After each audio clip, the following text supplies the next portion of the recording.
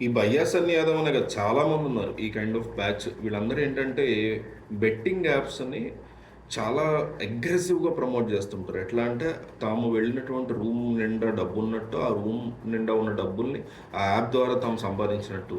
ఏటీఎంకెళ్ళడం, ఏటీఎంలో డబ్బులు డ్రా చేయడం, అప్పటికప్పుడే డబ్బులు సంపాదించి అదిగో అకౌంట్‌లో పడిపోయి ఇదిగో నేను తీసుకుంటున్నా అంటే టీనేజర్స్ ఉంటారు కదా! ఈ 13 ఏళ్ల వయసు నుంచి 20, 22 ఏళ్ల వయసు ఉన్నటువంటి వాళ్ళలో 90% మంది ఇవన్నీ నిజమని నమ్ముతారు. ఇవన్నీ కంప్లీట్ ఫేక్ అని ఒక 25 ఏళ్ల కుర్రోడికి చాలా ఈజీగా అర్థమవుతది. నాలాంటి ఓ 35 ఏళ్ళకైతే అసలు ఆడు వీడియో స్టార్టింగ్‌లోనే పెద్ద బొస్తరా బాబు ఇదని అర్థమైపోద్ది. కానీ ఈ ఏజ్ గ్యాప్ ఏదైతే 13, 14 నుంచి 20, 23 వరకు ఉన్న ఏజ్ గ్యాప్ ఉన్నవాళ్ళు 90% మంది కొన్ని కోట్లల్లో ఉంటారు ఆళ్ళు మీకు 2 తెలుగు రాష్ట్రాల్లో. ఈజీగా ఒక 2 కోట్ల మంది ఉంటారు. సో వీళ్ళని మ్యానిపులేట్ చేసి ఇది నిజం అనేటువంటి ఫీలింగ్‌ని క్రియేట్ చేయడమే కాకుండా కొన్ని యాప్స్‌ని డౌన్‌లోడ్ చేసుకున్నప్పుడు వెనక్కి డబ్బులు ఇవ్వడం. అది యాప్ వాడితో వీడికి ఉండేటువంటి ఒక కనెక్షన్ అనమాట. యాప్ ఏం చేస్తాడంటే ఎవడైతే రిజిస్టర్ చేసుకుని డబ్బులు ప్లే చేయడం స్టార్ట్ చేసిన ప్రతి ఒక్కడి తరఫున యాప్ వాడు అంటే వీళ్ళకి ఏదో ప్రోమో కోడో లేకపోతే ఇట్లాంటివి ఉంటాయి కదా లింక్ ద్వారా వీడి లింక్ ద్వారా చేసుకున్నారని తెలిసి వాడి నుంచి ఇటు ఒక ₹1000 వస్తే దాంట్లో నుంచి ఇటు 500 ఇవ్వడం స్టార్ట్ చేశాడు ఈ బయ్యస్ అని యాదవ్ అనే అతను. అట్లా డబ్బులు వెనక్కి వస్తున్నాయి కదా, మనకు కూడా 500 వస్తున్నాయి కదా, ఎలాగో యాప్ రిజిస్టర్ చేసుకుని డబ్బులు ప్లే చేస్తే చాలు కదా, వస్తే పోతే అని దిగుతారు వీళ్ళు. ఈ ₹500 కోసం దిగుతారు ఫస్ట్. దిగిన తర్వాత ఏంటంటే ఫస్ట్‌లో రావడమో పోవడమో జరిగేసరికి ఎప్పుడైనా ఒక బెట్టింగ్ అనేది అన్నిటికంటే బిగ్ వ్యసనం. నేను చాలా సార్లు ఎక్స్‌పీరియన్స్ అయ్యాను. బట్ ఈజీగా బయటకి రాగలిగాం.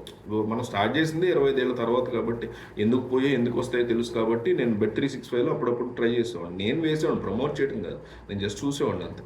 సో ఆడినప్పుడు ఎందుకు వచ్చాయో తెలుసు కాబట్టి ఆ కాసేపు ఆడతాం. తర్వాత మన జాబ్, మన కథ మనకుంటది. కానీ ఈ టీనేజర్స్‌కి అట్లా కాదు కదా! వీళ్ళకి సోర్స్ ఆఫ్ ఇన్‌కమ్ లేదు. ఫస్ట్ టైమ్ లైఫ్‌లో డబ్బులు చూసారు. ఈ 500 చూసారా? లేకపోతే 500 తీసుకెళ్ళి ఏసినప్పుడు ప్రాఫిట్ చూసారా? ఇప్పుడు ఈ 90% మందిలో ఒక 70% మంది ఇన్‌స్టాల్ చేసుకొని ఆడడం స్టార్ట్ చేస్తే అందులో 30% మందికైనా ప్రాఫిట్ వస్తది కదా! వీళ్ళకి దానికి అడిక్ట్ అయిపోయి దాని మీద ఆడి లేదు నాకు ఇంకా డబ్బులొస్తాయి అనుకుంటూ ఆడడం. ఒక పాయింట్‌కి వచ్చాక అప్పుల్లోకెళ్ళిపోయి ఈ 30%లో ఒక 2%, 3% మంది ఏకంగా తమను తాము చంపేసుకోవడం. ఆత్మ డాష్ అంటాం కదా! అది చేసేసుకోవడం తమను తాము. ఆ పదం వాడకూడదు యూట్యూబ్ వీడియోస్‌లో. సో అట్లా చేసుకోవడం అనమాట. ఇది ఒక భయంకరమైనటువంటి స్కామ్. సరే ఇక ఈ స్కామ్ చేసి అతను డబ్బులు సంపాదించాడు, ఇల్లు కట్టాడు, నానా స్కామ్‌లు చేశాడు. అది బిగ్గెస్ట్ లీగల్ ఫినాన్షియల్ క్రైమ్. అది డెఫినెట్‌లీ శిక్షించబడాలి. అది కాకుండా కొన్ని ప్రాణాలు పోయినాయి. కొన్ని కాదు ఎన్నో ప్రాణాలు పోయినాయి. వందల ప్రాణాలు పోయినాయి. చాలామంది మీకు ఒకసారి ఎస్‌యుఐ ఆ పదంతో స్టార్ట్ అవుతది కదా! ఆత్మ డాష్ అనేది. ఆ పదం కొట్టి because of betting apps in Andhra, Telangana అని కొడితే మీకు ఎన్ని న్యూస్‌లు కావాలంటే అన్ని న్యూస్‌లు వస్తాయి.